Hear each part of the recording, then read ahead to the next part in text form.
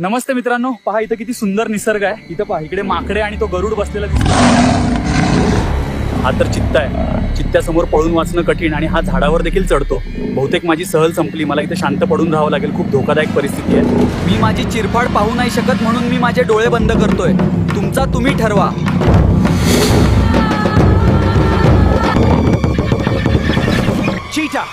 Cheetah, where did that cheetah go? वाचलो. धन्यवाद आजोबा. चित्ताला पळवून लावले तुम्ही आणि मला वाचवले. हे सर्व तुमच्यामुळे शक्य झाले आणि मी तुमचा सदैव ऋणी राहीन. अगदी मनापासून धन्यवाद. मी नाही, इथल्या पातृदेवीने तुझे संरक्षण केले.